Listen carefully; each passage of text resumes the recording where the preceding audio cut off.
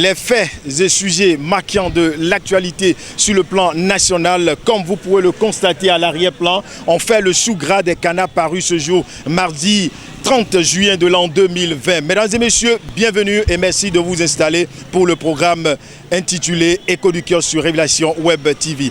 Et comme vous le savez déjà, nous allons à la rencontre donc des lecteurs du kiosque. Tout de suite et sans plus tarder, on va retrouver donc le tout premier lecteur du kiosque. Bonjour monsieur. Bonjour monsieur le journaliste. Oui, merci de vous présenter à nouveau. On vous appelle comment? Appelez-moi Dolly Roméo. D'accord. Alors, quel est le journal que vous avez lu aujourd'hui? Matinal. Est-ce que vous pouvez retourner? Merci beaucoup, merci. Et quel est le titre qui vous a impressionné? Complot contre la sûreté de l'État qui veut déstabiliser le Bénin. D'accord. Qu'avez-vous à dire? Je vais vous dire, depuis 1960, en 1972, on a reconnu des coups d'État au Bénin. Mais en 1990, par rapport à la conférence nationale du Bénin, les choses ont changé et qu'il n'y a plus de coups d'État au Bénin. Mais le 25 et le 26 passé, les gens ont tenté à faire un coup d'État au chef de l'État, le sénat Patrick Talon. On doit remercier les agents de renseignement qui ont pu avoir l'information et ceux-là sont arrêtés. Ils sont au nombre de 10 agents, ils sont des militaires. Je vais demander, on parle de la démocratie. Et quand le coup d'État rentre dans le jeu, nous ne sommes plus en démocratie. Ce que je veux dire par là, ces militants, ces militaires, quels sont ceux qui sont derrière eux qui les posent?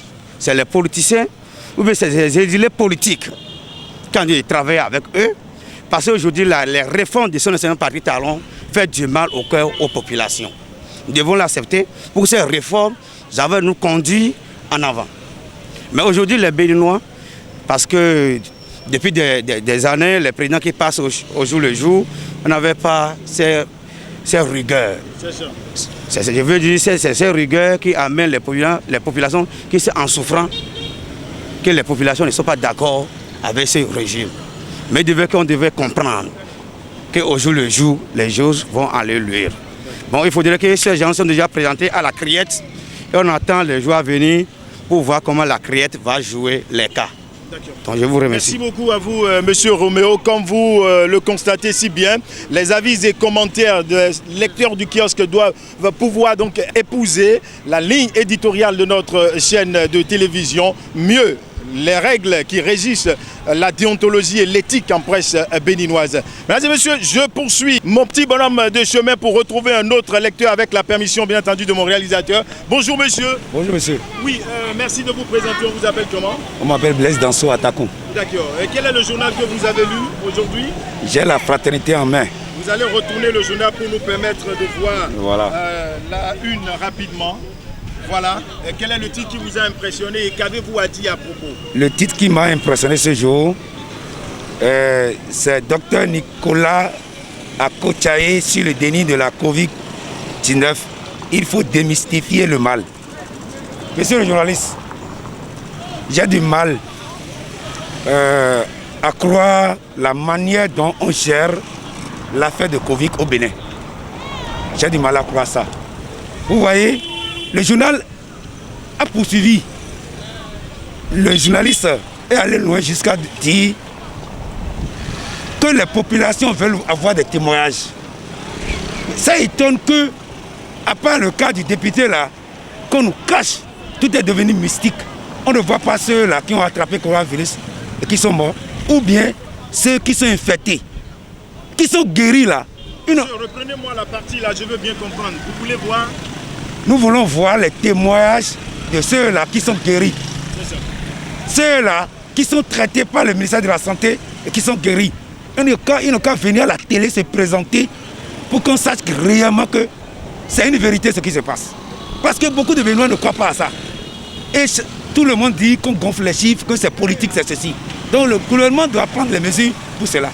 Autre chose, moi je voudrais comprendre pourquoi le gouvernement est en train de négliger notre compatriote Valentin Agon, qui a trouvé un médicament. On appelle ça Apiviril. Apiviril, qui lui servait à traiter un autre mal comme le sida, qu'on a testé au Burkina Faso. Et ça guérit les malades.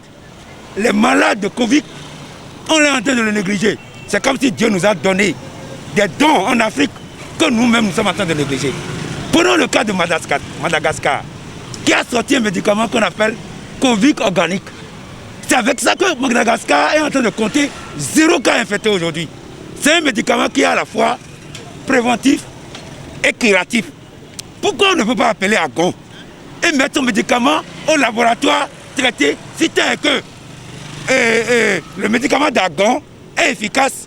On va subventionner ça avec les 114 milliards là et mettre ça à la disposition du Miriva Landa et nous allons l'acheter à vil prix et prendre ça régulièrement pour prévenir le mal. Vous voyez, vous pouvez mettre quelqu'un en quarantaine pendant 15 jours et le 16e jour il va encore attraper le coronavirus.